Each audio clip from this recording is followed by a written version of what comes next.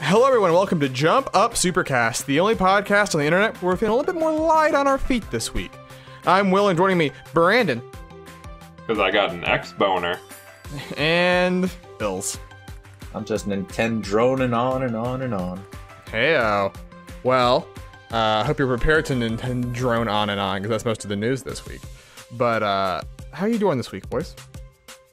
I'm doing good, because no Muzzy or Saf. I know. Goodness gracious. It's been like a full month without Moose, but Saf finally dodged the bullet. Yeah. Will we ever have a full cast ever again? You have to stay tuned. No. Well, Recomania is coming soon eventually. One day. But until then, we're still here. We're still doing God's work. That may be an exaggeration. But God's plan. And by that we means we're going to talk about video game news. And so let's just get right down to it. We have two sort of big official pieces of news from our friends at Nintendo this week. No one else really. I mean, there may have been stuff I missed. Sorry. But we'll go chronologically. We'll go with what showed up first this Tuesday. We got a new trailer for Pokemon Sword and Pokemon Shield. What an incredible coincidence. Last week we said, they're gonna have more to show. Let's see if it'll excite people. I guess they heard us and they said, why not? Let's upload the trailer. We got a couple of things confirmed from this, but sort of the thing that they put in the headline is Gigantomaxing, which is an expansion on a concept we already know. We learned about Dynamaxing when they showed it in the Pokemon Direct. Pokemon get big now. But now Pokemon don't just get big, they get weird. You have they change form. And so for example, they show off a couple of new Pokemon. Alcremie, which is a heck of a pun. It's a strawberries and cream Pokemon. You make it Dynamax.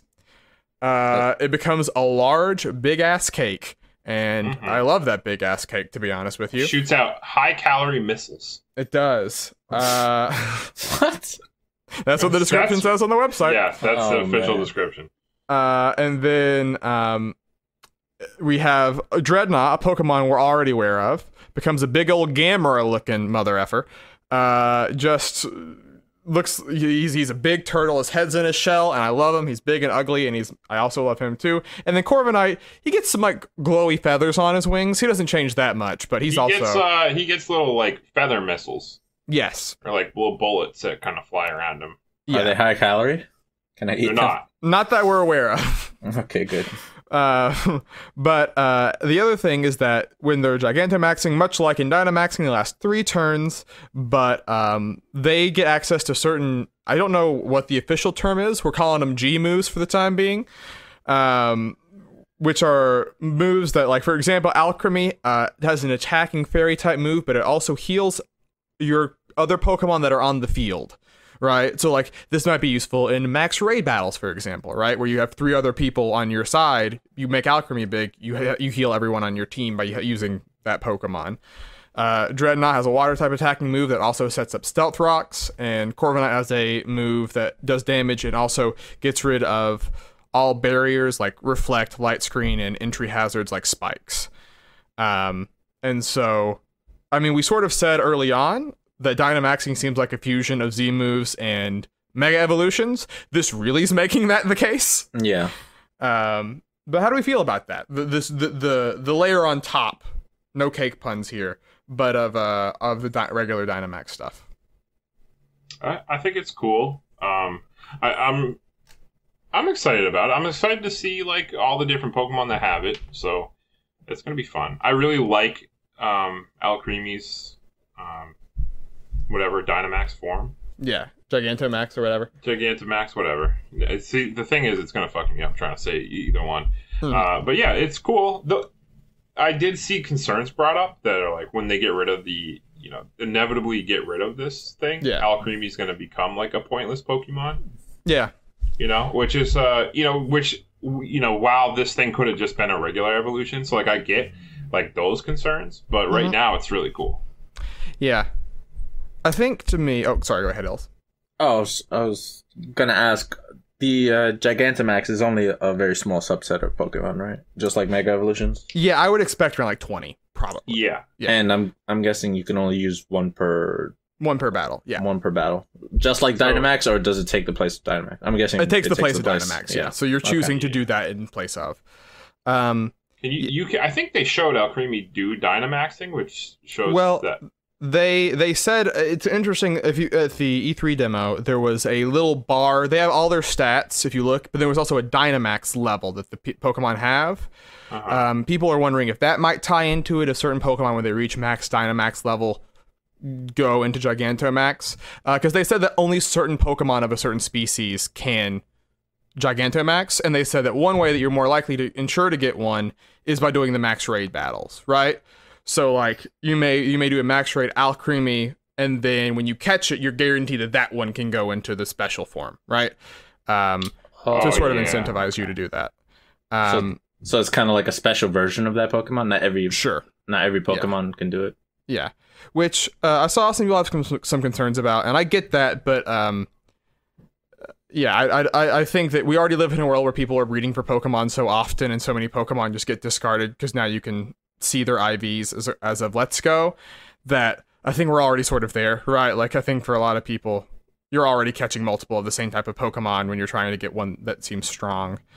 But besides that, like you said, Brandon, I think there is concerns about going forward. Obviously, will Gigantamax return? I mean, Mega Evolutions aren't back, right? Those forms are gone.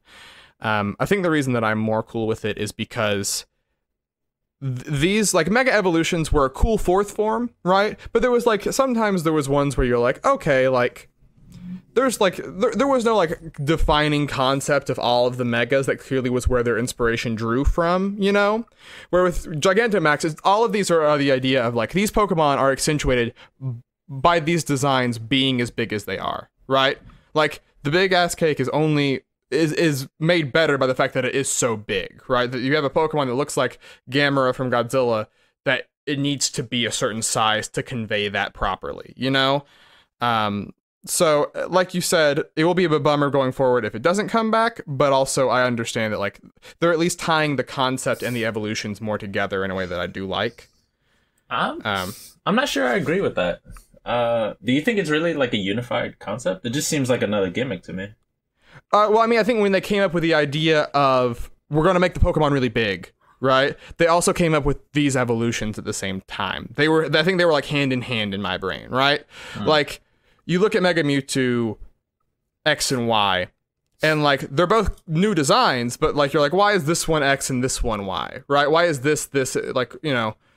So there's some Pokemon that get a third form that you say, why a Mega Evolution that you say, why aren't they just evolving, right? And it's the same concept here, but I think at least I could say, well, it's because I mean, Garchomp can't evolve. You can't have a fourth stage evolution. No, but like I'm trying to think, like Absol, right? Like Absol's a one stage, it can Mega Evolve, you know? Well, because that was the gimmick at the time. Yeah, I mean that's the situation here, but at least like, you know, if they do bring back Alcremie and they still have the Sporm, but it doesn't get as big, it will feel different, right? And I think that's part of it.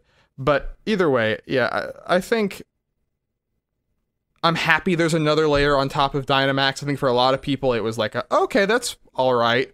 I think that having the new forms on top of every other Pokemon being able to just normally Dynamax, I think is nice, right? Because I think it'll be fun. I'm interested in seeing how it ties into competitive play. Yeah. I feel like they should make like a spin-off where like every gimmick has to fight every other gimmick, like Z moves versus fucking Mega Evolutions versus I mean, Pokemon Showdown is the battle simulator online, and they said that they intend to have Gigantamaxing and Z moves and Mega Evolutions. Nice. So that's gonna be. I mean, that is the thing that's like wild. I mean, that's what I wanted, man. I mean, that's why I'm really disappointed that it's all gone, because I wanted that craziness. Yeah. I mean, I kind of didn't like, because like the thing I was talking about this the other day with someone was that like the biggest like one of the weirdest things about like Gen 7's meta for me was like so many Pokemon did just carry over as like, oh, they're the strongest, right? Like with Megas moving forward, you were still using Megas, there was still a limited number of Pokemon. There wasn't, I feel like, as much of a shift as there is in previous gens, right? Where like a meta defining Pokemon will suddenly not be there anymore. I mean, and I think that there'll at least be, I think, a moment of like the Wild West of like what is the best in this game that I think will be interesting. Maybe one day when we have the Pokemon MMO and we have all the regions of Pokemon available, we can see them all. That's never gonna happen. The game that has been talked about for the last 20 years, the Pokemon MMO. But maybe one day. But that is that was that. There was also some other new Pokemon shown off. Of course, Pokemon, and that's a big appeal to the series, is the little creatures themselves. We got official confirmation of our good friend Yamper, the dog. Looks as cute as we saw at E3. His ability, Ball Fetch, is very cute. If he doesn't have a hold item and you throw a Pokeball and it misses, he will go fetch the ball. So you won't waste that Pokeball. So that's pretty cool. That's going to be really cool in the first, like, 10% of that game. Yeah. Before you say, well, I don't care, I'm not using him anymore. I mean, especially quick balls, which is ones that, like, because they're always on the first turn. So, like, you're going to either it uses or it doesn't use. But besides that, there's Roly-Coly, who is a little rock boy that rolls around. He also has a unique ability, Steam Engine. If he gets hit by water or fire type moves, he will have his speed level raised 1, which is pretty cool because he's weak to to water normally. So that's a neat little thing. That's pretty cool. I mean, that boy's gonna evolve into a big old honking rock train. I'm hoping he's pretty cool. And then there's Duraludon, who is a weirdo. He's maybe based off like a lighter, but we're not quite sure. He's Steel Dragon, which besides Dialga is a new thing. Sorry, what was that? You think he's based off of Zippo? That's when I looked at him, that's what I thought. But like, I don't know. He's not fire type because you can't have a lighter that's not a fire type. Yeah, but like he shoots it out of his mouth is the idea. I don't know. Either way, he and he's also named after like one of the very first types of like alloys that were made like throughout like history, which is because they say that Roly-Coly used to be used by everyone, and then the coal industry died, and now it's not as popular as it used to be. Pokemon's weird with their backstory. Pokemon's gone green. Yeah. But then those were the Pokemon. We did get 2 other trainers as well. 2 gym leaders. Though there's a little twist on these guys. There's Bea, the fighting type expert, and Alistair, the ghost expert, who's a little shy guy in a mask, and Bea's a little fighting girl. But depending on who you're fighting is going to be on what version you get. Bea is going to be exclusive to Sword, and Alistair will be exclusive to Shield. Bea? I was saying B. I was calling her B. B? I've heard multiple people say multiple things. I just settled on Bea, but I mean there won't be voice acting to confirm this until later. I was saying B is Bea. Well, I mean, this just confirms that Sword is a better game. Because I saw a bunch of artwork of B and no artwork of Alistair, so there you go. Oh, no, it's out there. See, I was just sharing all that artwork. Brandon was in a different corner than the Alistair. There was different corners of the internet where that was happening. I saw some cool Alistair artwork. I just wasn't sharing it. I know why you wanted to share the B artwork, though. So. The Alistair tweet got more likes on Twitter, which surprised me. I was like, wow, people... I mean, Alistair's pretty cool looking, too, but he's no B. I mean, yeah. But that is that was sort of the trailer, right? There was besides that there was little hits and I'm sorry, we did get some characters besides that. We got Chairman Rose, who is the head of the Pokemon League, and I don't like him. I don't trust him. He's extremely untrustworthy, and even more seemingly untrustworthy is Oleana, his secretary / vice president.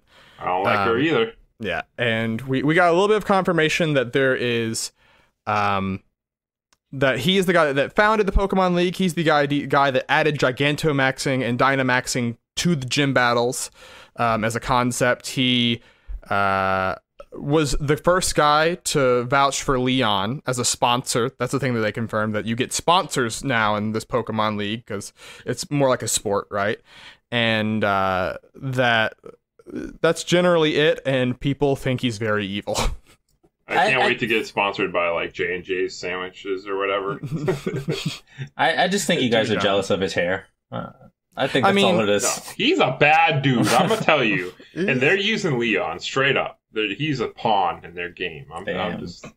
Hear the jealousy. Just hear it dripping in his voice. I mean, I wouldn't mind having as full a hairline as him, but, we all deal with our own struggles in life. Yeah, and so that people are now speculating based off that stuff. The one other thing they mentioned, who knows if this will change in the gameplay, but that there's not the traditional Elite Four champion format. Instead, every year or so, there is a Champions Cup that you get admission to by beating the gym challenge, and whoever wins the Champions Cup gets a chance to challenge the champion. That sounds like fucking the anime. That's what it sounds like. It's very much like it's sports, right? It's the idea that like you qualify for the finals, like for the playoffs, and then you run through. Wait, what do you mean every year?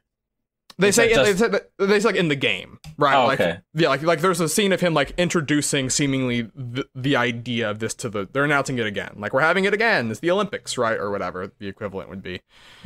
I'd be interested if they did like a kind of like a tournament every year on the game, like they updated the game every year, but probably not. Yeah. I mean, it's in real life. It's called the Pokemon World Championships. It's true. You do play like online during the qualifiers, and like if you do well enough, then you get to flown out, which is cool. It would be cool if they codified that in the actual game, right? That would actually be really neat now that I think about it. Yeah. So that is sort of the general stuff from the trailer.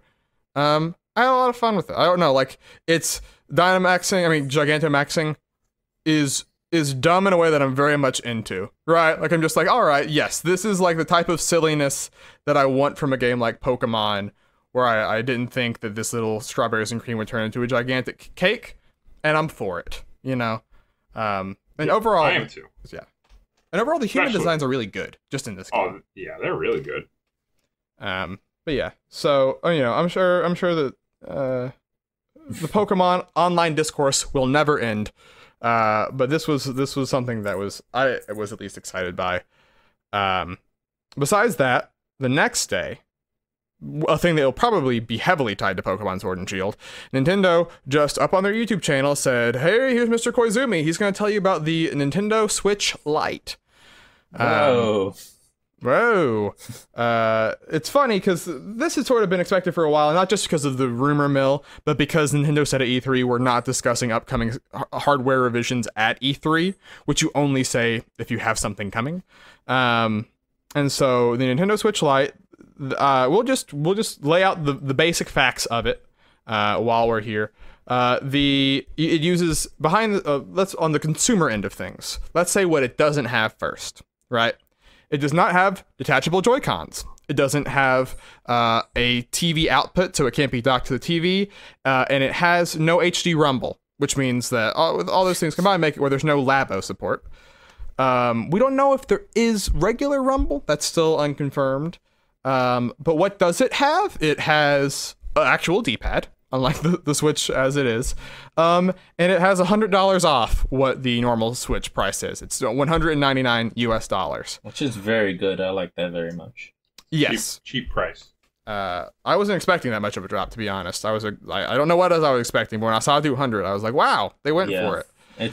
I like it a lot. It's a good price. Yeah. And they have 3 colors for it too, which is like a turquoise, a gray, and a yellow.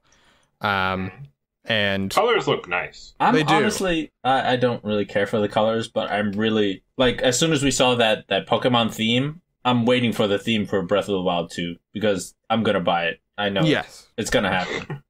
There's nothing that can stop me from buying it as soon as I see it. Yeah, I won't try to stop you. Good. I don't see the point of buying one of these if you already own a Switch. But yeah, I won't try to stop you, dude. I understand. Yeah, I mean it's really hard to do because I bought multiple 3DSs just for the themes, and there's something appealing about the fact that the Switch has like a unified theme around it. That would be coming out. Yeah. So I don't know. Yeah, and I play mostly handheld mode anyways. Yeah. It works for you. Yeah. And it's also interesting because, like you said, there is a Sword and Shield edition that is coming. This is coming in September. I think the Pokemon one is coming in October, which is like a month before the game is out. but this is, I mean, they were very clear in their video. They don't view this as, it's not an upgrade, it's not a replacement, it is an alternative, right? Is how they positioned it, and they sort of on their website say, hey, here's the two things, you can choose which one is the one that better fits you, which I think is smart.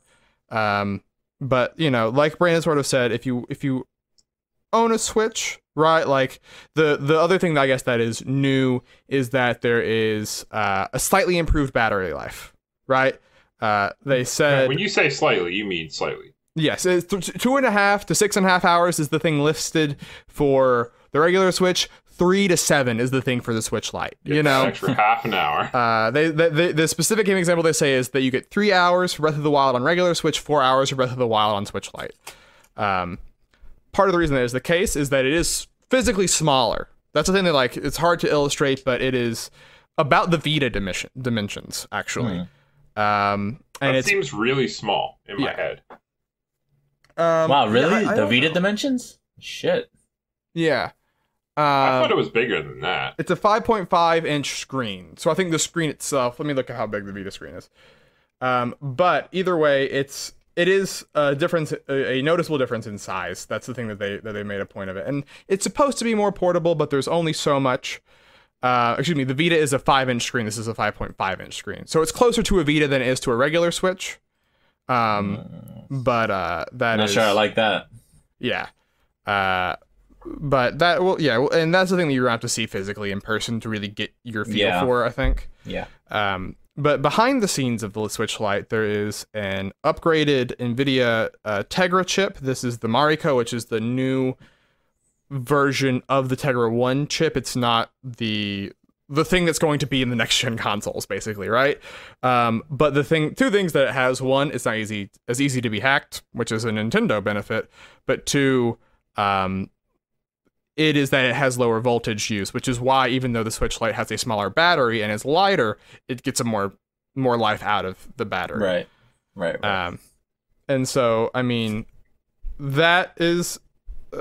There's a certain amount of people out there that are like, wait a minute, there's a Switch where you can't switch, right? What's the point of this thing? Yeah, I mean, it's the whole gimmick, but that's like the 3DS or the 2DS. They took away the gimmick. Yeah, I mean, yeah, come on, it's not that big a deal. Yes, and I think that, like, you know, sort of like Brandon said, like this is not aimed at like your mega hardcores, right? No, but there is a percent of people clearly, you know, almost. I mean, I think every single generation, the handheld has sold more than the console for Nintendo. So, like, clearly there's a percent of people that are just into Nintendo handhelds removed from consoles, right? So what you're saying, it is aimed for the mega hardcore then? Maybe. I mean, yeah. Like, but it's, but there's, like, you know, like you were sort of saying, like, there's clearly a amount of people that were waiting for the idea of, like, a pure handheld, I'm sure. And also, Nintendo said last year that they're shifting from, like, we're going to have one Switch per household to we're going to have multiple Switches per household, right? That's where the DS sold so well, was that, like, 2 or 3 DSs would be in a family at a certain point, you know? Yeah. And so this is very much for, like, hey, you know, I have my Switch, my kid wants a Switch so we can play whatever together. I'm going to buy him the Switch Lite, right? So I'm playing on my the TV, thing wouldn't be my kid wants a Switch so he can play whatever together. Mine would be I'm going to buy my kid a Switch so he can fucking leave mine alone. Yes, right? I mean, that is true. Yeah. And so, yeah, that, or, like, you know, I mean, I know some people online have been like, hey, like, me and my, like, girlfriend like to play a lot together, but, like, there's some games we can't because we have to share the one system, and, like, because she's a bitch. Fuck. Yeah, that too. She keeps taking my goddamn She keeps Switch. taking my Switch, and so now it all boils down to fucking leave my Switch alone. Have your own. I don't want to have to share. But I imagine, especially with Pokemon and with Animal Crossing coming up, like, this is a system that makes perfect sense for that kind of audience, right? Like, the people that wait 2 or 3 years that look for a thing to be not $300. Pokemon fucking strives on handhelds. I mean, we know it. It's what it was born and raised on. Yeah. But my thing though is, you know, I play on my TV a lot for me, and it's been my dream to be like, boom, Pokemon on, like, a home console that I can play on my TV. So, like, I'm not killing that dream by getting the Switch Lite. Yeah. Yeah. Yeah. So that is I think, sort of the long and short of it is like, this is clearly, I mean, there was, once again, there's this thing where a lot of hardcore gamers have trouble understanding when something isn't made for them, and that's okay. Like the Labo? Yes, there's like, they're losing their mind. How dare they? But like, Labo didn't hurt. It didn't stop Smash Brothers from coming out, Right, yeah, they think it's like, they're like, oh, Nintendo's focusing on this shit, and I'm never gonna get Breath of the Wild, too. And, well, guess what, asshole? It's coming. But there may be an alternative if you are someone out there, but don't get too excited, because now we're going to enter more the realm of unofficial things. So, more grains of salt should be applied here. But there was an FCC filing from Nintendo. This, you've heard people mention a lot like patents before, right? And you say, is this the same thing? An FCC filing is much further down the line of production than a patent filing is. Okay. FCC won't let me be. They won't let you. Okay. But it was a change, basically a thing saying, hey, we want to change some certain aspects of a product that we're going to be releasing, and it's the base Switch, saying that they're changing, essentially would be upgrading the Switch to use the new type of chip, the Mario code that I mentioned earlier, and other potential changes. And so these filings would be done separately, so this wouldn't be all the features of it, but it would essentially be the same thing that would help you get a better battery life out of the Switch Lite would be applying through this chip too. But that got people looking, and they found in the OS 5.0 update for Switch, mentions in the code about the regular Switch, a Switch Lite, and a new Switch. Or Switch New is how it's written in the code. But either way, 3 different SKUs being programmed for. And so this is, we mentioned before that there's been rumor that there's going to be 2 Switch revisions, and that one would be more handheld focused, one would be more of a pure upgrade for the Switch. And this is the case, but it's not a Switch Pro, so don't expect that, right? It's not a Switch 1X. It would be it would have a better battery life, like we said, because of that. It would probably have improved internal storage. 64 gigabytes is sort of the number that the Dr. Sirkin Toto, who was the guy that works at the Wall Street Journal that initially reported this stuff, said he was hearing 64 gigabytes of internal storage, and would have, because of different clock speeds, a moderate boost in performance, right? Like, games would load faster, the OS would load faster. There might be performance in handheld mode for games like Xenoblade Chronicles 2 that struggle, but it wouldn't be like, now you're playing everything in 1080p where it was 720p before, right? And so you're saying I won't be playing with power? You will be playing with moderately more power. Okay, good. But what if I plug in the power glove? Oh, yeah, would that work? Potentially. It'll be real bad. But so sort of the thought now is that there would not be 3 SKUs of Switch. This would just replace the old one.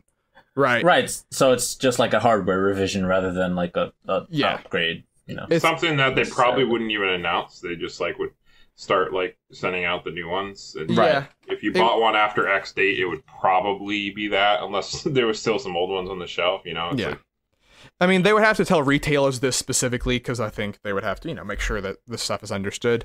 Because if it was just the internal chips, it wouldn't be the same. But the fact that there will be a better battery life and there will be more internal storage probably would be the things that they would have to point out. But like you said, it would just sort of, it's more like an Xbox One to an Xbox One S upgrade in terms of difference, right? The Xbox One X actually does load a little bit faster. It does HDR when the other one doesn't. There's a few things, but you're largely playing the same games. The new Switch would be something comparable to that. Probably. They did it with the 360 too, with just the fact that the early ones were kind of had the red ring of death issues. Yes. So they would quietly try to replace parts and make it run better. Yeah. So depending on when or where you bought your 360, it could be, they all are marketed exactly the same. Yeah. It's just, it could be, you could have a better one than others. Yeah. Now there could be things we don't know, right? That aren't just on the back end side of things that we're sort of getting here, right? There could be now there's a D-pad or something else, right? That we wouldn't see here. Oh, don't say that. I wouldn't expect it because I think that they're clearly like. I'd be like, oh, I'm about to buy me one of these now. I mean, like, clearly the Switch Lite having a D-pad is an indicator that, like, they made the conscious decision to make that be 4 buttons for the split Joy-Con, the sideways Joy-Con mode, right? Yeah. So I think as long as that you have that sideways Joy-Con mode as an option, they're not going to do it. But they could prove me wrong. It was like, ugh, man, I'm jealous. Like, I love D-pads. Like, man, D-pads. Just join me on the dark side, Brandon. Just stop, okay? The light just side. Dude, I need my TV play, dog. Don't. Well, I mean, with that news that Will said earlier, right?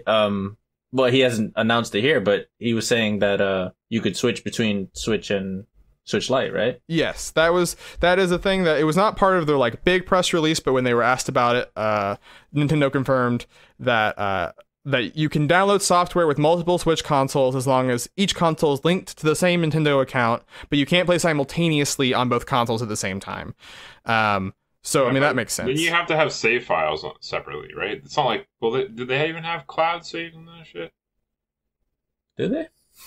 Good question. Well, maybe they'll have it. Does the Switch Online have cloud save? I don't remember. I think it does.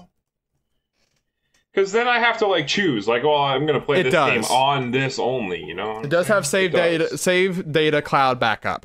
Oh, that is okay, there. all Okay, right. Maybe we're good then. I don't know how easy it is, but it's there. Keep the dream alive, Will. No, I'm not dropping too high. No, keep the dream alive. I'll put my foot down. Yeah. So I mean, like, so once again, this seems like a thing that's like, will it be out this holiday season? We don't know. When will this go into production? We're not sure, but I would expect it, right? I mean, if you look at handhelds, Nintendo goes through a ton of them, right? Like with the 3DS, we have the XL, we have the 2DS, we have the 2DS XL, we have the new 3DS, and the new 3DS XL. You know, there's a million versions of the 3DS. A lot. Even the DS. There was the DS, the DS Lite, DSi, the DSi XL. Yeah. So I mean, and the Switch is going. I mean, we're only in year 3 of the Switch. It will probably be a 6 or 7 year console. So we're going to get more of these down the line. But for now, I think these both make sense for the moment that the Switch is at, right? And I mean, with the looming thing of next gen next year, I think that it is smart for Switch to lean more into its identity as a handheld, right? Because suddenly console games will be looking, 4K, whatever, but there won't be a handheld that'll be looking better than the Switch looks, That's always going to be that. The way it should be. Yeah. Nintendo should be the only one in the handheld space. I mean, every time somebody else tries, they get beat the fuck. PSP worked, but then Vita happened. Well, I mean, did it work compared to the DS? Not really. Well, I mean, it's hard because the DS is like, it's a broken scale. Yeah. But but I specifically had somebody in my freshman year of high school tell me the PSP is gonna absolutely destroy Nintendo. They're gonna have to back out with that crappy DS. So I was like, all right, bud. They're gonna have to back out. That's what he told me. He said they're gonna have to back out. PlayStation Vita is set to succeed. Whatever you say, dude. A true Sony pony. That man's name was Colin Moriarty. People were wilding back then, dude. They were. I mean, I'm sure it still goes on now. Yeah. What? People are still saying the DS is gonna. I mean, the PS is gonna beat the Switch. Just kids in high school being like all about fucking console wars and alliances, and I was just like, I was along for the ride. I wanted to play everything. Listen, we pass on the fight to the next generation. It goes on forever. It never dies. That's true. Take my. This is the forever war. But that is now we also have the great storefront war in the PC. It's just it's changing. Oh yeah, what a great. Now they get to join in on the fun, man. War never changes.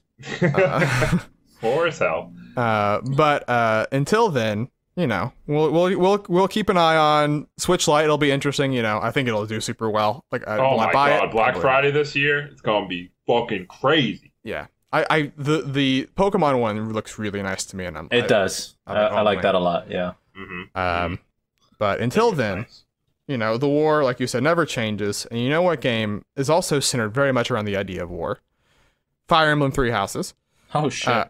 Oh baby. This is amazing. I love this.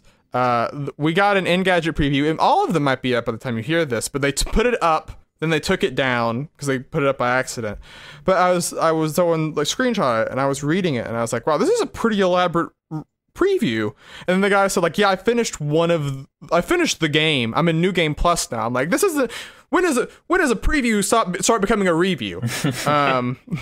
But I want to talk a little bit about this because we haven't like discussed a lot of Fire Emblem Three Houses, partially because I think the marketing of the game has been very interesting because it's been very, I think, intentionally coy. This game was supposed to come out in April, right? We found out in June, after the game was originally supposed to be out, that I'm going to plug your ears for the next 10 seconds if you want any spoilers. 3/4 of this game are in a time skip we didn't know existed. And like things... we knew that. We knew that now as of E3, where people were saying, E3, yeah. And there was a leak that sort of alluded to that. But this is, the first time we're getting official thing of like, whoa, man, like most of this game is not in the school that they were presenting for the last year and a half.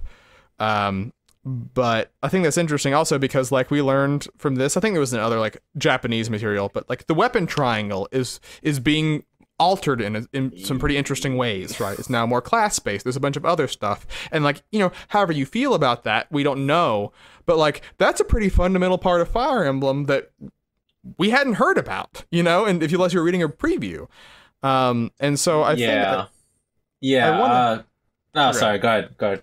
I was going to say, I think it's interesting, sort of, this made me think about like, what is too much and what is too little for a game to show off, and is there can you be so coy as to maybe hurt your sales, like to hurt interest in it, I guess is the way I would phrase it. But what were you going to say? Well, to that point, I would say Fire Emblem has no danger of that happening. I mean, if it's not a well-known brand, then yeah, being too coy is probably a bad idea. But This is Fire Emblem. This is huge. So I think playing close to the vest is pretty, it's safe. It's not. I don't think it's going to hurt anybody. Or Nintendo, for that matter. Sure. But the thing I wanted to talk about was the weapon triangle. I'm a little skeptical. I mean, I'm not going to say anything bad about it yet because obviously I haven't played it and I'm keeping an open mind. But when I played Echoes, I felt like the combat was a little bit bland. Yeah. Because it didn't have that weapon triangle system. So we'll see. We'll see how it works. I have faith that they'll make it work. Yeah. And I think it's interesting because like you sort of said, Echoes is an interesting game because I think that reading that preview, I think this game is taking a lot from like the history of the series in a way that I was surprised by, right? Like one, apparently a lot of the world is shared with Genealogy of the Holy War, which is a game I never played, but like I didn't know that until I read that. But and like you said, the weapon triangle stuff, like that Fates was, and it's also bringing forward the rewind the clock feature. Right, you mentioned that before. Yeah. Mila's turn wheel thing. Yeah. And I think it's interesting that this sort of happens a lot with, especially Nintendo franchises, is they'll take this side game that's lower stakes to sort of like try out ideas and test things out to then refine them to bring them into the next big title, Right. Like, I mean, they mentioned that with Link Between Worlds, like they said, the idea that you can do the dungeons in any order. They took that to then apply it to Breath of the Wild's world design on the whole, right? Like going to different towns in any order and all the other stuff. They got ideas from working on Link Between Worlds. And so I think that it's interesting when people are saying, this is just going to be it's just going to be Awakening Plus. I think that a lot of times people can ignore the experimentation that these companies like to sometimes engage in. Yeah, I don't know if it'll be like Awakening Plus. I don't think I agree with that. No, I don't either. I'm saying a lot of people said that because they were just like, well, Awakening sold well and this is a weird side game. And it's like, no, like they don't make any game just to throw it away unless its name is Animal Crossing Amiibo Festival. But besides that, the other thing I wanted to talk about in the preview was that they said the game was a little bit on the easy side. Which I don't know if I like that much. Well, I mean, obviously hard mode, right? They picked on normal, obviously you can put hard mode, but I mean, whenever Fire Emblem is too easy, I start to get bored of it. Yeah, I mean, and that's the thing that's nice about previews is giving you heads up on that stuff, right? Like, okay, let me put this on hard if I'm looking for this challenge, right? Yeah, especially if you're a veteran of the series. Yeah. Because I think that Fire Emblem is interesting because it has experienced a ton of growth post-Awakening, right? Like, right. And so there's a lot of people that aren't as much veterans of the series, or people that might just be new because they're on the Switch and they've never owned, a 3DS. That, like, do you balance for them? How do you balance for the hardcores, right? Who are these, very vocal, very enthusiastic fans. And I think that, welcome to the fucking struggle that Pokemon has every single fucking game. It's true.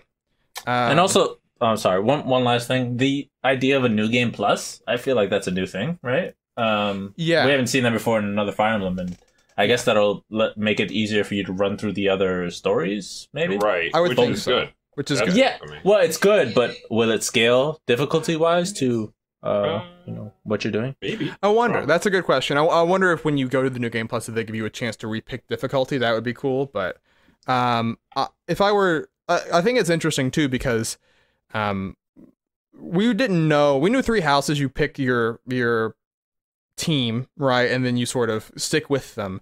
But there was the idea, whenever you like make a choice in a video game, I think ever since Mass Effect 3 happened, people are sort of like, is this really a choice, or is this like a weird illusion of choice, right? Like, I'm actually just doing the same thing. Choice. And so I mean, seemingly there's a lot more splitting of paths than you would maybe even think this game would have, right? Because clearly this is a thing they've had in their head with Fates, right, where they had 3 games that were but you had to buy 3 separate games, basically, like, it added up to be 80 or whatever.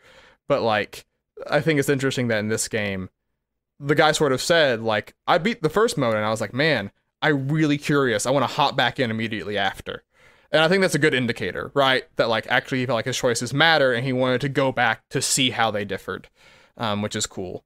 I mean, this is a game that I think it's close to release, but it got announced, a week after the January presentation or whatever, right? No, the week after the Switch was out, excuse me. And so, like, it's had one of the longest announcements to release periods of any Switch game.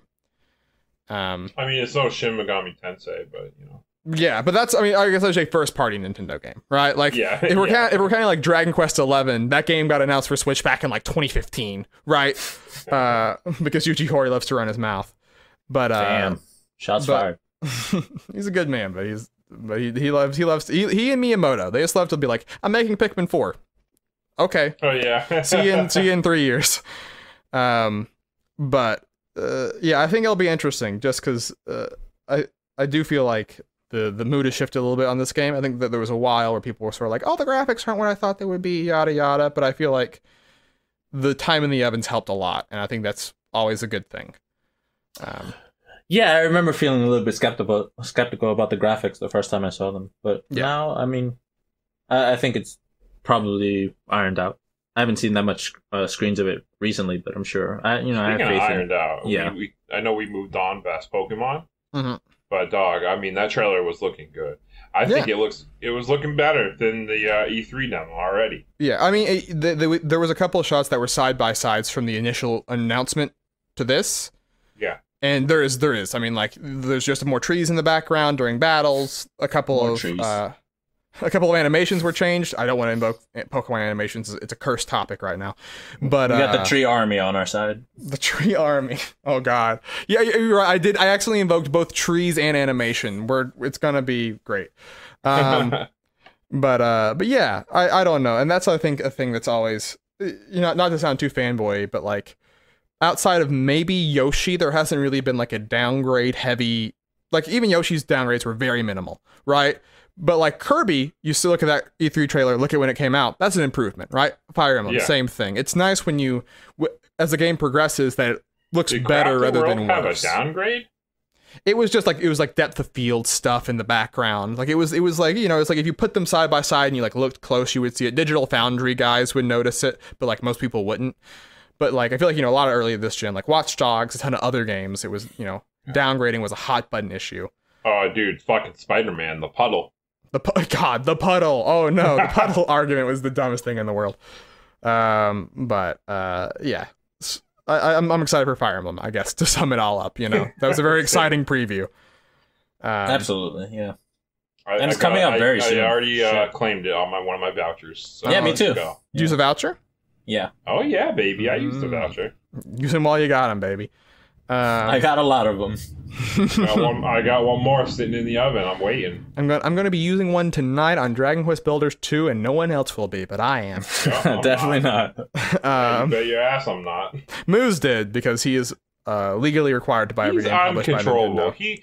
He will buy the legal amount of those fucking vouchers. I honestly have no idea how he feeds himself. I'm gonna out him a little bit. He was looking for voucher games, and it was literally like Breath of the Wild because he bought it physically, Dragon Quest Builders 2, Go Vacation, and Fitness Boxing were the only 4 games that he hadn't already bought that he could use the vouchers on. And I was like, dog. Why doesn't he just wait? Obviously, like Luigi's Mansion is going to be. Well, he has 7 other vouchers. Come on, Brandon. 7? Well, he has to use them. They're burning a hole in his pocket, digital true. pocket. Wait, hold up, son. You can buy up to 8 vouchers. Yeah. So you have 16. No, you can buy 4 packs of 2. Yeah. 4 packs. Yeah. Yes. Yeah, but like, okay, hold up. I'm gonna do some math real quick. No, I think he owned them already. He didn't voucher all them. Yes. Yeah, he was just So buying. He Mario bought all Maker these when they 2. were coming out. Mario Maker 2, right? Use a voucher on Mario Maker. Yeah. Okay. Mario Maker 2. Let's go. Marvel vs.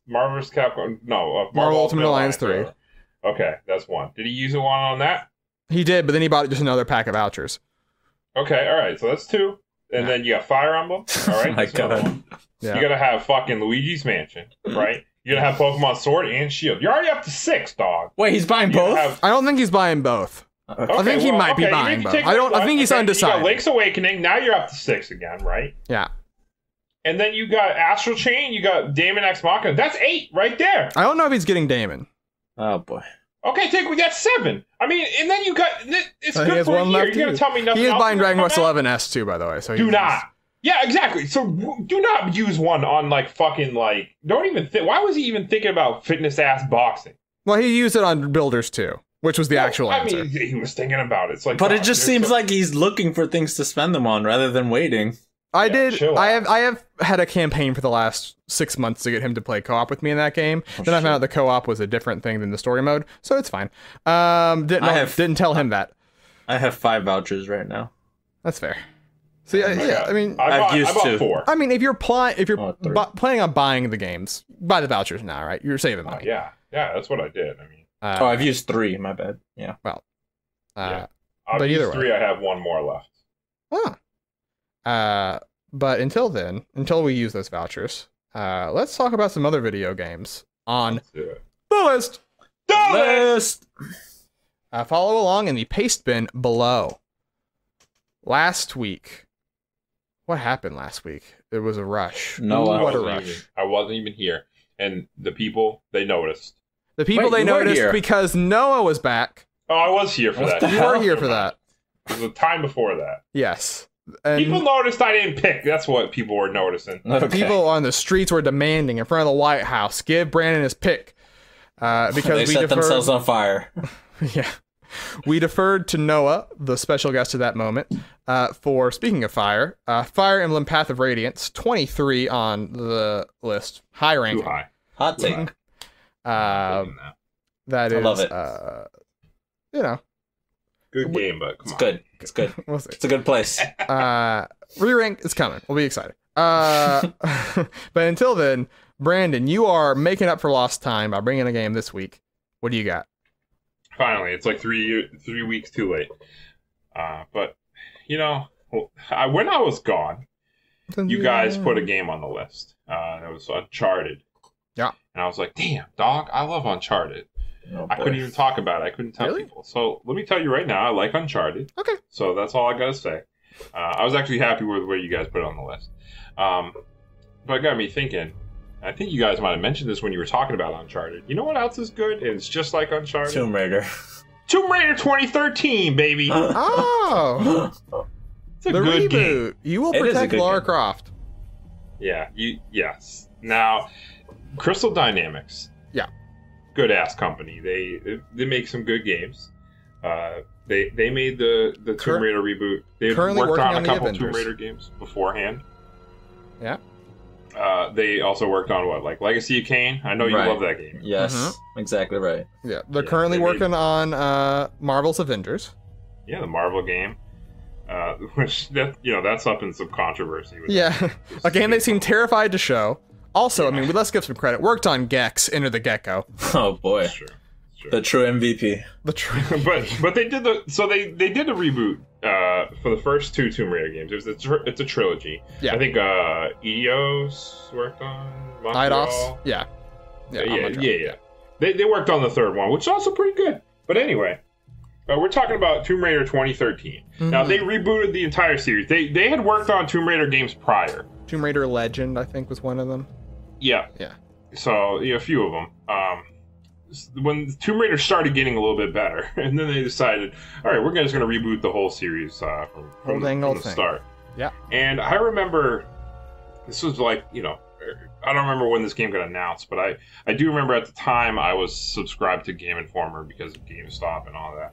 And I remember getting a cover. The cover had the Tomb Raider. It's just a big section in it just about this new reboot. And I remember reading it and being like, I'm really into this. Because it was the origin story of Lara Croft, and she went through some shit. I remember seeing the images of the concept art and stuff, early stuff about this game, and it was brutal. I mean, like had her like chained up and like not chained up, but like hanging by her ankles and beat up, and she gets beat up. Situations. Yeah, I remember that E3 demo was like kind of uncomfortable to watch with like other people because she's just like getting stabbed through the gut and just like banging off walls while she's falling down a pit and just like. Isn't there like a death scene where she can get like skewered by like branches or some shit? Yeah, a lot of the death scenes are really brutal. Yeah, there's one I think where one goes like right through the back of her head and sticks out her mouth. Man. A little more. It's approaching Mortal Kombat vibes, like at some point. I mean, it's hard to be a Tomb Raider. What can you say? It's true. Yeah, but the cool thing about Tomb Raider 2013 was, since it's the origin story of Lara Croft, you really get to see her at her like most vulnerable. Where the other games before showed her off as like a superhero kind of like, just ultimate badass type of. You get to see this like. You get to see how she became. Lara Croft did not have an arc prior, yeah. She shows up, she does the thing, she beats the bad guy, she leaves. Like now you get to, she wasn't that interesting of a character to me, at least before this game. Yeah, they humanize her basically. Yeah, and it was great. It was great, and then the gameplay like borrowed a little bit heavily from the Uncharted series in a way. In a good way. Yeah, a little bit more open, a little bit more stealth based, I would say. Yeah, but clearly taking inspiration from. Though to be fair, Uncharted was called Dude Raider for a long time too, so they've been swapping spit for a while. Yeah, that's true. That's true. What an analogy. Yeah. But it was great, man. It was a great time. It had interesting characters. I liked the people, the cast they introduced along with Laura, who got crashed on the island. Okay. And yeah, I liked I can't remember his name, but he's in all the other Tomb Raider games. Laura's best buddy there, big Samoan dude. He's really fun. I liked the bad guy. I liked the character arcs. It was a good time, man. Story was interesting. I liked the lead up to it, and the gameplay was, I think, the best part. It's like third person action. The shooting felt good. The stealth felt fun. The exploration and moving around was really good too. Just climbing up stuff. I really liked it. I had a lot of fun with it. In like the action scenes had some kind of like QTE parts here and there, but like they were way over the fucking top. But I liked it. Okay. So where would you put it on the list? Then? Yeah. Well, here's the thing. I would put it above Uncharted. Definitely. Sure. Definitely above the first Uncharted game. Yeah. It's a really solid game. I think I might put it just above Super Mario Brothers, maybe. Super Mario Bros. Super Mario Brothers is 33. But WarioWare, GoldenEye, Shovel Knight. I'm with it, except for Fire Emblem being where it is. Yeah, my sticking point is Fire Emblem and Valkyria is the thing. For me, I didn't it shares a sort of similar problem that Uncharted 1 has, which is like I like the characters, I like sort of where they go, but like the larger narrative I was pretty checked out of. The like, oh, we're gonna resurrect the goddess thing, like I was like I couldn't really get a lot of interest in. I thought it was cool because they ended up being like her friend. Yeah, so I don't know, I was into it. I liked the whole the tribe, like the whole cult that they had going on too. Yeah, I don't know. I don't have that many like criticisms of this game. I mean, it was fun for the most part. Maybe there wasn't a lot of raiding tombs, but that's kind of silly. Yeah, there wasn't. They had those little challenge tombs, like I think there was like 10 or so in the game, and those were kind of fun. I honestly wish there was more of them. Yeah, that is. Right. I wish there was some moments where like I like the general arc of like the stealth and then the gathering and exploring the environments, but like you said, I think there could have been a little bit more variety, but like it doesn't hurt it that bad in my mind. Mm-hmm. Yeah, I mean, they definitely improved on the second game, like in terms of the combat and like the choices and the weapons and everything. But yeah, so I mean, I would follow you up to Super Mario Bros. Above Super Mario, but just god damn it, man, this is such a minefield right here. It's like I don't think I'd put it above Okami. No, I wouldn't. I mean, I just recently finished Okami and it was fucking really good. You loved it? I liked it a lot. I definitely am into it. Oh, there you go. The New Year's games coming through. Mm-hmm. The criticisms we had about Okami beforehand on the podcast, I think, in my opinion, were pretty solid too. With the end game kind of dragging a bit. Yeah, it does. So, but it's a fucking good ass game. Yeah, I would. He's so perplexed right now. I would put it. My only thing would be I would put it below Mario Brothers. I don't know if you would put it above it or below it. Is my thing. I mean, because I get the feeling that like, like I said, Fire Emblem is my sticking point, and if it gets past Fire Emblem and Valkyria, then I'm fine with it being below Mario. Fire Emblem Awakening is your Awakening. Point? Yeah, sorry, I should clarify that. Yeah. Okay. Yeah, because there's like 4 Fire Emblem games on the list. There's a heavy concentration of it. Yeah.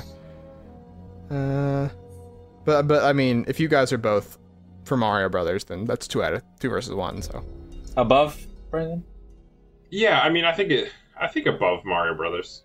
Yeah, well, I think Mario Brothers should be super low, but who knows? Yeah. All right. Cool. All right. So there it is. Number 33 on the list, Tomb Raider. That is Tom Raider. The 2013 version. You gotta make sure you put 2013 in there. Of course. In the description. Yeah. Yes, sir. That is that's Brandon's Pet fucking peeve of mine, by the way. I hate that shit. Which one? A pet peeve of mine is when they fucking boot something or just anything, and they just call it the same exact thing. Because then the fans have to add their own extra subtitle to it to know which one. My favorite thing is when it's like Battlefront and then Battlefront 2, but it's Battlefront 2 2018 or 2017. You're like, oh man. Yeah. But surrounding Tomb Raider is 31 Borderlands, 32 Okami HD, 33, like I said, Tomb Raider, 34 Super Mario Brothers, 35 WarioWare Incorporated Mega Micro Games. That is, of course, if you want to see the entire list and look at how dumb we are, you can see that in the paste bin. As I said earlier, we do this every week because it's fun and because you shouldn't take it too seriously, right? This is not the top 100 games of all time. This is the top 100 games that are on the list. You know what I'm saying? And so, if you did enjoy the list portion or any portion of this podcast and you would like to listen to us again, you can do that by subscribing to us on your podcast feed of choice.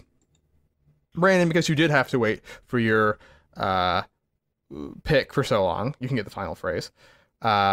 But until then, while you think on that, as I mentioned, that you can also find us on twitch.tv/Jump Up Supercast in hopefully the next couple weeks.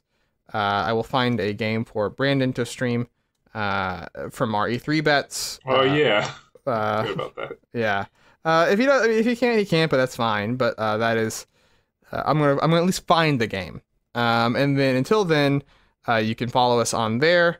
Help us get to 50 on that service. Besides that, also we're on twitter.com/Jump Up Supercast, where it goes live. It posts whenever we go live on Twitch or on your podcast service of choice. Because every Monday we do this podcast, and every other Thursday we do the Jump Up Supercast Game Club. Coming up this week, we're going to do DuckTales. Ooh. And that'll be a fun conversation. The NES game, I'm excited to talk about it, is the way I'll phrase it. And until then, though, we will see you. Have a good one. And Brandon, your final phrase. I just want to shout out a little video game that you might not have heard of. And that game is Pokemon Go. What? No, I know you've all heard of Pokemon Go, but it's crazy to me, honestly. I just want to say that I can't believe people are still playing this game. I'm still playing this game. It's a fucking mobile game, and I was like, I hate mobile games for so long, and I still do, honestly, for the most part. But Pokemon Go, god damn, they've done a lot to this game since it came out. So if you haven't played Pokemon Go yet, I don't know, maybe, or if you haven't played it in a long time, maybe you gave it up. There's a lot more in this game now than there was, even a year ago. So I think you go ahead and give this game a little bit, give it a second look if you haven't before, because it's a fun time. But if you do, it's usually best played with friends. I think that's the best part about it, is walking around with your friends and just having a good time while you're playing Pokemon Go. It's something social about it that's really fun. So if you have some friends and family, get them together, say, hey, let's take a walk and have a good time. Visit your local, your local downtown, someplace with Pokestops, maybe discover some new places to eat or some scenery, some historic sites. Who knows? It's a fun time, and it gets you out and have a good time with your friends. So, play Pokemon Go.